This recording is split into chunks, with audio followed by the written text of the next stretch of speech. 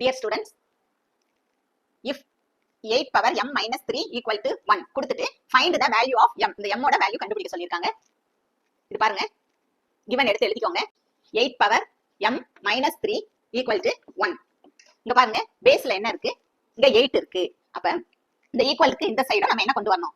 8 கொண்டு வரணும். அதாவது பேஸ வந்து நம்ம ஒரே மாதிரி கொண்டு வந்தாதான் பவரை வந்து நம்ம என்ன செய்ய முடியும்? ஈக்குவேட்டிங் பண்ண முடியும். அப்பதான் இந்த சம்மை வந்து சால்வ் பண்ண முடியும். இப்ப பாருங்க, a power 0 equal to 1. இது வந்து ரூல்ஸ், சரியா? அதாவது ஒரு நம்பர், ஏதோ ஒரு நம்பருக்கு நம்ம பவர் 0 கொடுத்தா அதோட வேல்யூ என்ன ஆயிரும்? 1 ஆயிரும். அதே மாதிரி தான் இப்ப நம்ம இதை பார்க்க போறோம். இப்ப இங்க 1 இருக்கு.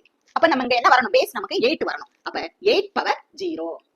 அப்ப 8 பவர் 0 எந்த நம்பருக்கு நம்ம பவர் 0 கொடுத்தாலும் அதோட வேல்யூ 1. அப்ப வந்து இந்த 1 நம்ம இப்படி போட்டுக்கலாம், சரியா? இது வந்து ரூல்ஸ். இப்ப பாத்துக்கோங்க. இப்ப இந்த சைடு என்ன இருக்கு? 8 பவர் m minus 3. இப்ப பேஸ், பேஸ்ங்கிறது அடிமானம். தமிழ்ல பேஸ்னா அடிமானம்.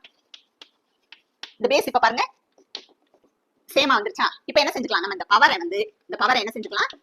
ஈக்குவேட்டிங் பண்ணிக்கலாம். பவர்ல என்ன இருக்கு? m minus 3 equal to இங்க என்ன இருக்கு? 0.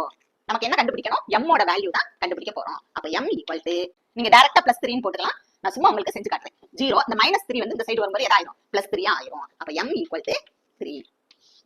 நீங்க டைரக்டா m equal to 3 ன்னு போட்டுக்கலாம். இது நான் கொஞ்சம் புரியறதுக்காக செஞ்சு காட்டியிருக்கேன். Thanks for watching students.